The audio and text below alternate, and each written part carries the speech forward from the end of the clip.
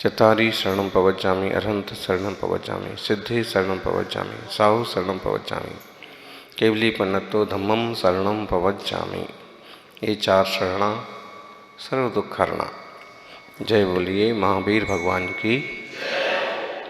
आचार्य श्री आदि सागर महावीर कृति विमल सागर महाराज की, गुरुवर आचार्य श्री सन्मति सागर जी महाराज की,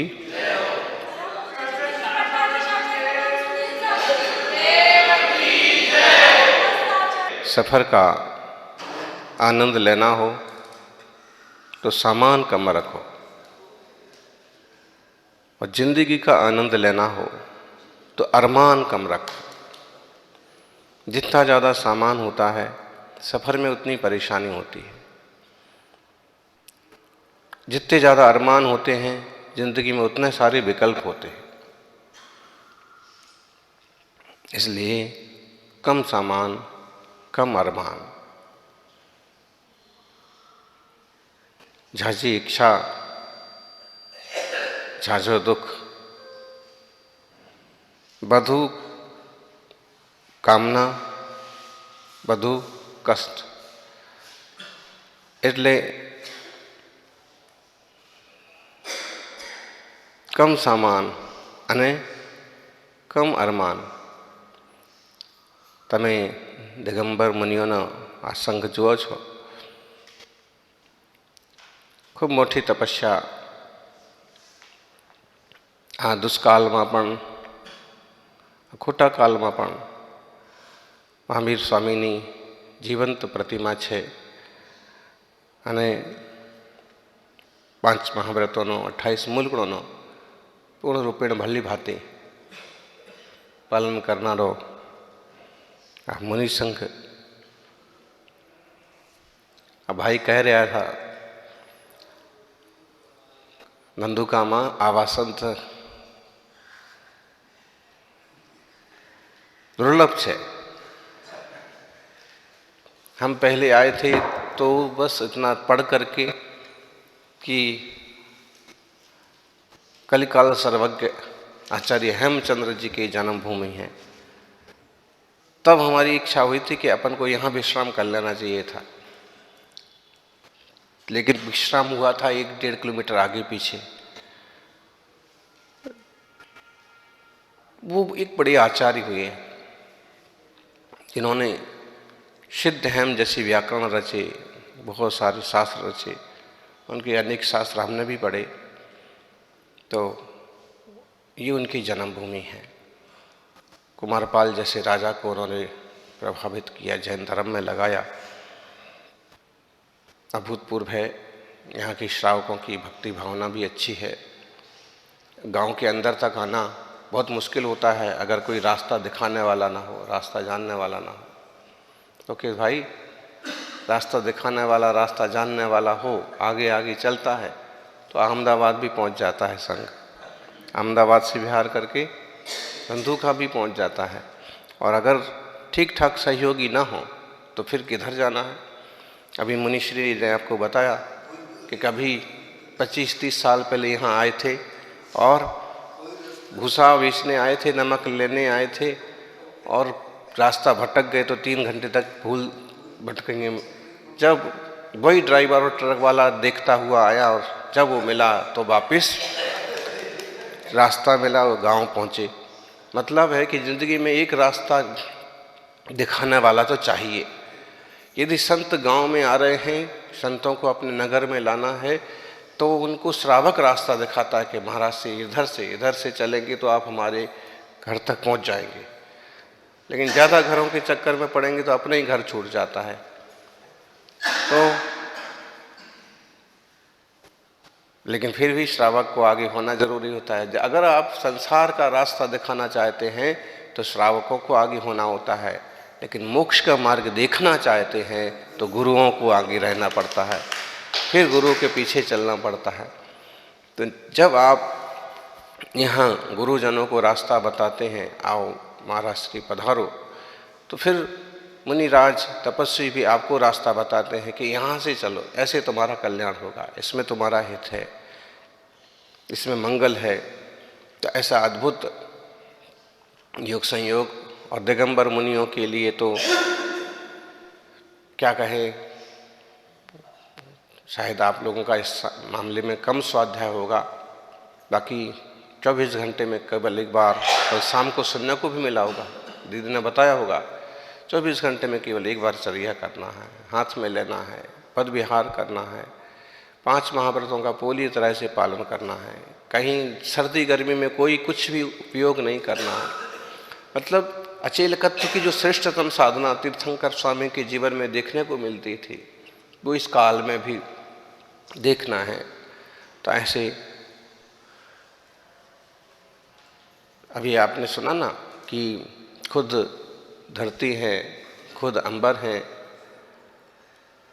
साधना के मामले में खुद तीर्थंकर सिमंदर हैं, विकारों को जीतने में खुद ही दुनिया में सिकंदर हैं, और आत्म साधना में सर्वे से श्रेष्ठ साधु वीतरागी निर्ग्रंथ दिगंबर हैं। तो ऐसे मुनियों के दर्शन इस क्षेत्र में आप लोगों को मौका मिला। सौभाग्य है कि जैन श्रावक जहाँ जहाँ रहते हैं वहाँ वो कुछ ना कुछ धर्मायतन बनाते हैं। हमें नहीं मालूम था कि इतना सुंदर भवन स्थानक यहाँ पर है और इतने श्रावक यहाँ पर हैं, लेकिन ये प्रैक्टिकल जब देखने को मिलता है ना, बातें तो बड़े बड़े मंच पर होती हैं कि हम ऐसा कहो हम नहीं दिगंबर श्वेतांबर तेरापंथी स्थानकवासी, जब प्रैक्टिकल होता है तो कुछ बड़े बड़े लोग ही उल्टे पड़ जाते हैं, नहीं ऐसा कैसे हो सकता है। लेकिन प्रैक्टिकल जनता में जब देखते हैं कि सबों में आज भी पूरे जैन शासन के प्रति अपनापन है, बहुमान है, तो खुशी होती है। यहाँ तक हमको लाने का काम ये युवा थे कुछ, और इनने कहा कि इधर से रास्ता है, नहीं तो 300-400 मीटर अंदर आना तो परिश्रम का ही काम है, और रास्ता पता नहीं है। कई बार पता नहीं होता तो घर के पास में से निकल जाते हैं और अंदर नहीं पहुँच पाते हैं। पता होता है तो फिर सब कुछ संभव होता है। तो ये जो आम श्रावकों में आज भी जैन धर्म के प्रत्येक साधकों के प्रति अपनापन और बहुमान है, ये बना रहे, बढ़ता रहे, और अनेकांत और तत्व को समझ करके हम अपनी आत्मा को परमात्मा बनाने का पुरुषार्थ करें।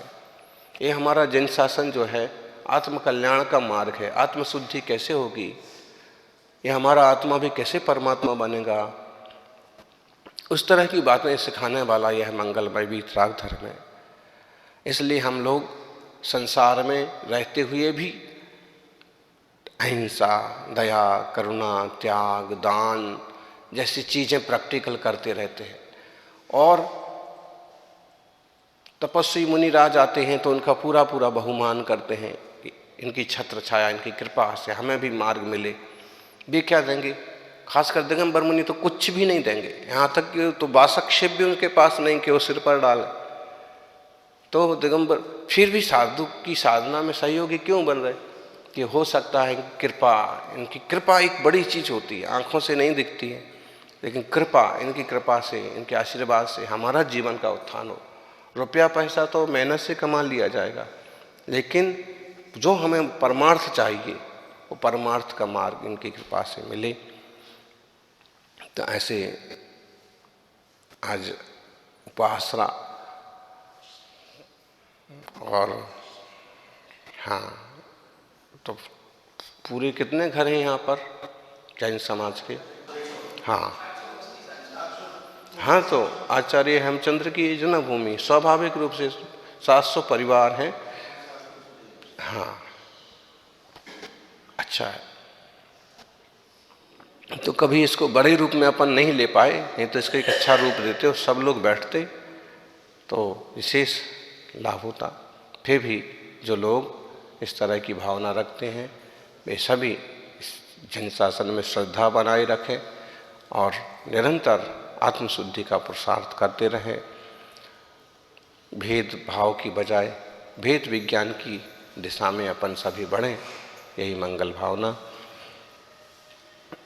एक ब्राह्मी लिपि का कैलेंडर आपको देंगे, अपने देश की प्राचीनतम लिपि, जिसे ब्राह्मी ऋषभदेव ने आदिनाथ ने ब्राह्मी पुत्री को सिखाया था। और इसमें इसके 14 शिलालेख भी हैं अपने देश के, अशोक के, खारवेल के और सबके। तो इस तरह से, और प्राकृत भाषा, थोड़ा थोड़ा अभ्यास आप यहाँ प्राकृत भाषा का भी करें, स्वाध्याय चला करें। स्वाध्याय तो चलना चाहिए ताकि जनवाणी का तत्वों का ज्ञान हो।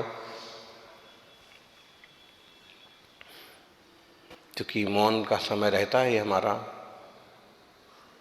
7 बजे तक, और अगर बिहार चल रहा है तो जब तक अगली जगह ना पहुंच जाएं तब तक 9, साढ़े 9, 10 बजे तक, तो 18-20 घंटे का मौन पालन हो जाता है। लेकिन आज एक संयोग बन गया आप लोगों को 2 बातें कहने का। तो अपनी जो क्रिया विधि है उस क्रिया विधि के आगे अपन खुद को, स्वरूप को, आत्मतत्व को पहचानने की तो खोल है। बाहर का आकार प्रकार, रंग रूप, क्रियाकांड एक तरह की देखा जाए तो बाहरी अवधारणा है। भीतर में जो स्वतत्व है, निजात्मा है, वह अरस अरूप अगंधम अभत्तम चेणा गुणम सद्दम जान मलिंग गहणम जीवम निर्दिष्ट संतानम। चिंता, क्लेश, दुख, कष्टों के ऊपर जो जानन मात्र है, अपना स्वभाव है, उसको पाने का पुरुषार्थ करें। सोनो मंगल थाओ, सोनो उत्तम थाओ, અને બધા આગળ વધીને મોક્ષ માર્ગમાં સ્થાપિત થાઓ એવી મંગલ ભાવના સાથે હું વિરમું છું। जय बोलिए अहिंसामयी सनातन जैन धर्म की, 24 तीर्थंकर भगवान की, तपस्वी सम्राट गुरुवराच श्री सन्मति सागर जी महाराज की।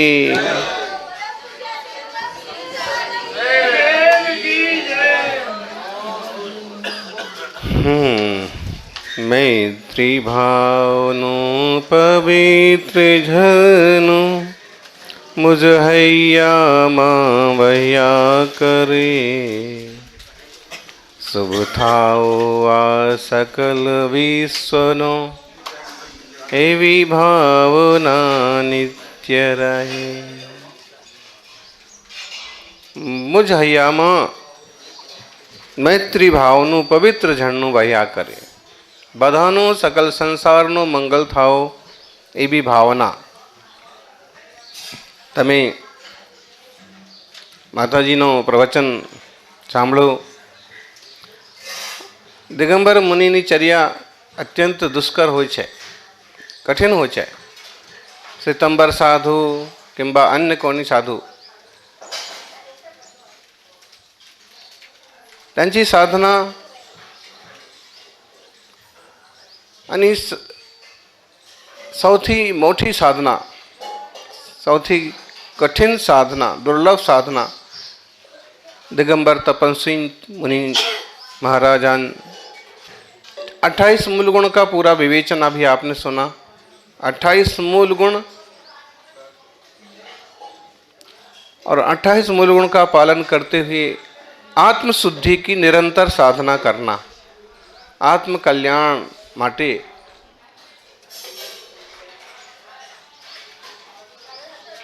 निरंतर પોતાની આત્માની શુદ્ધિનો પુરુષાર્થ કરનાર अहमदाबाद से गिरनार जी घोघा भावनगर तक अभी लगातार विहार चल रहा है। विहार का मतलब पद यात्रा, और निरंतर पद यात्रा करते हुए करपात्री पदयात्री मुनिराज सबके मंगल की भावना के साथ चले जा रहे हैं। आ गांव तगड़ी, कानो नाव तगड़ी छे।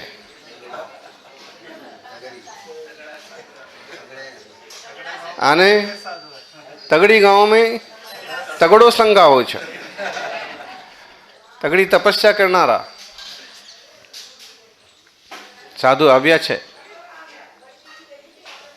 और इतनी कठिन परिस्थितियों में भी निरंतर चलना, आप देखिए कितने तरह के लोग मिलते हैं। कई बार ऐसे लोग भी मिलते हैं कि साधु के विश्राम के लिए अपना घर भी खाली कर दें, और कई बार ऐसे लोग भी मिलते हैं कि खाली पड़ा है फिर भी बहाना बनाएंगे, झूठ बोलेंगे। अरे भाई, छल कपट क्यों करते हो?